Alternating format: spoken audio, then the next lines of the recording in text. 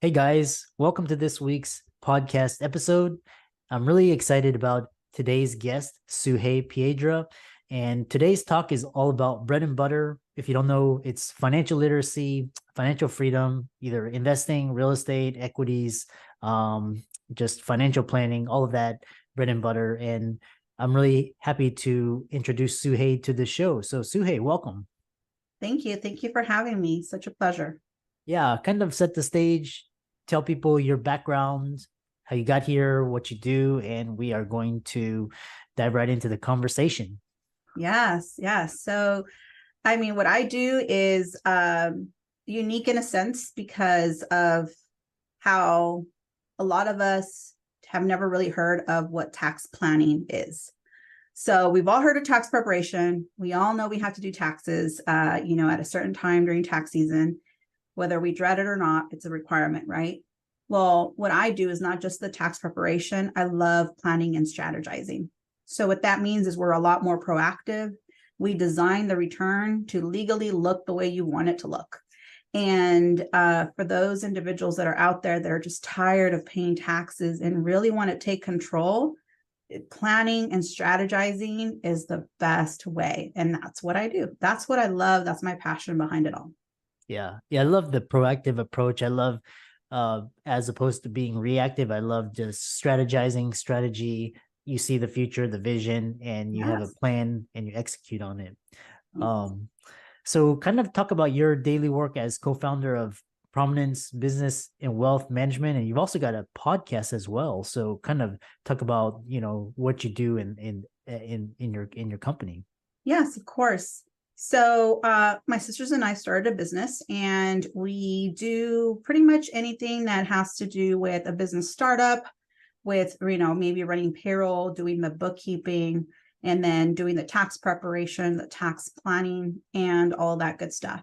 So what our mission is just to get the message out there that if you're proactive with your numbers, they're telling us a story. So if you want to retire early, if you're just tired of paying taxes, if you want to create generational wealth, what is it that you really want to do? Then let's start planning on it. Let's get a team behind you to help you achieve that. When we talk to clients on to do a tax preparation, typically clients are like, well, I just drop off my stuff with my tax preparer. I do it myself on TurboTax. My tax person's so busy, they only see me for 5 minutes and I'm done. Well, that's because you're dealing with a service of preparation, and it's just kind of throwing in some numbers, whatever it spits out, that's the result, right? What we want to do, the message we want to spread is that if you meet with your preparer or your advisor throughout the year, then we get to project. We get to see, if you fully funded things like maybe your 401k. Do you have enough purchasing power to buy a property, a rental? Does it have to, where do you qualify for? And so we start looking and then connecting you with teams that can help you buy a property in, say, Alabama or Ohio or Florida or wherever you can afford it. And so we start to create passive income. And then my strategy is, how do we make that passive income tax-free, right? So that's what I do. That's what Prominence Business is all about. And it's family owned. We're very, we all have that same mentality, is we came from very little, but it doesn't really matter how much you make. It's what you do with your money that really matters.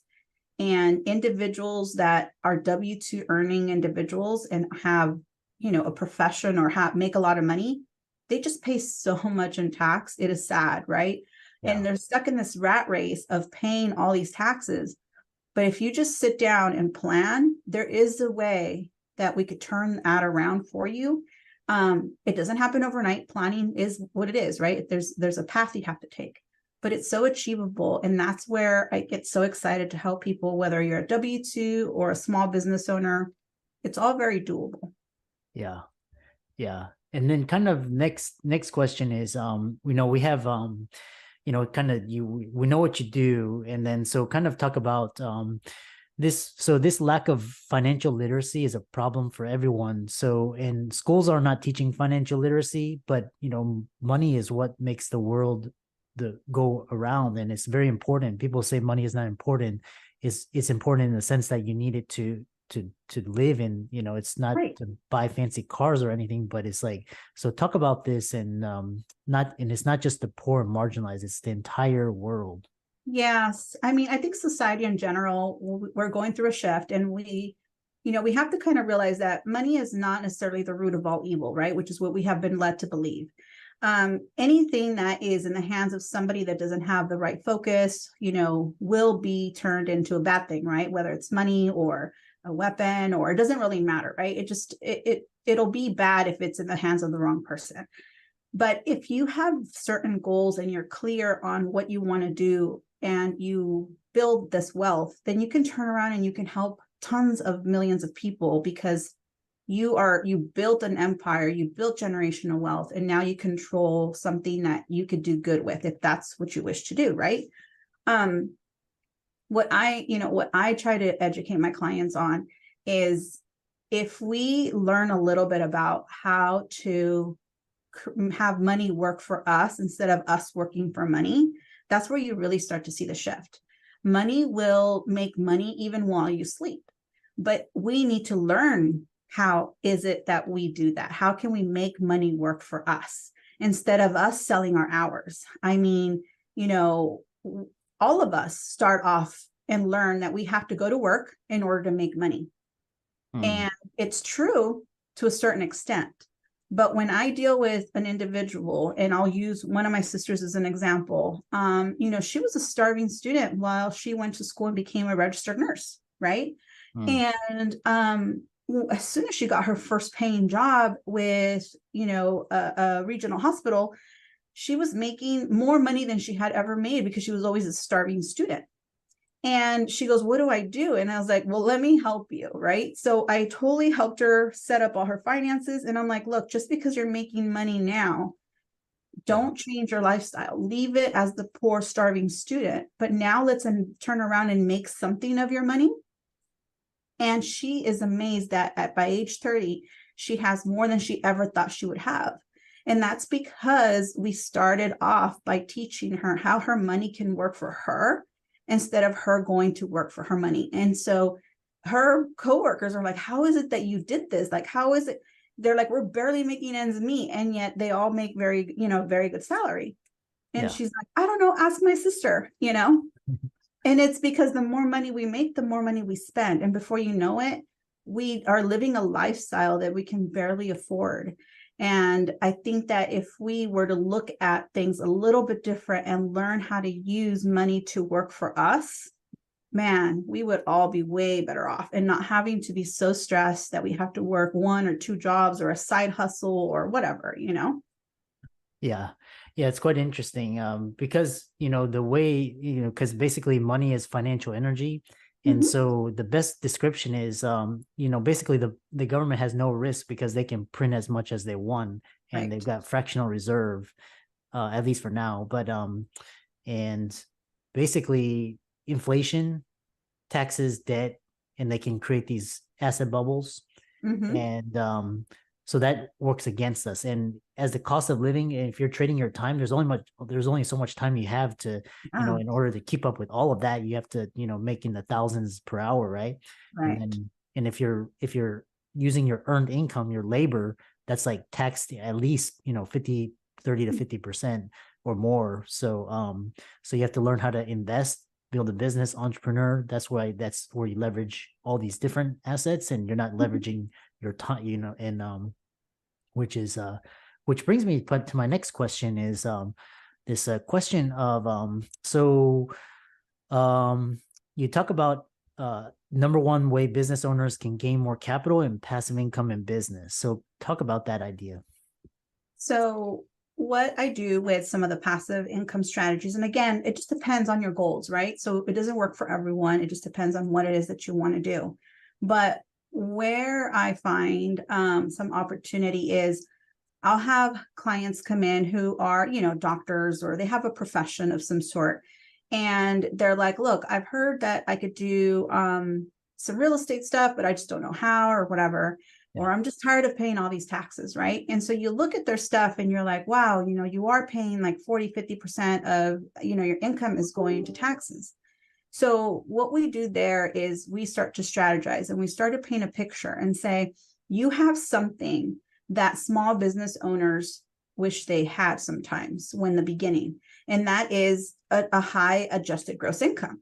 Lenders love your purchasing power when you get paid W-2 because it's easy to prove your income, right? They just have to make one phone call your employer, you work there, great, you really make, X amount of money. So that allows you to qualify for mortgages a lot quicker than when you're a small business owner and you have to prove your income and, where's the money going and all this other stuff. Yeah. So W-2 earners have purchasing power.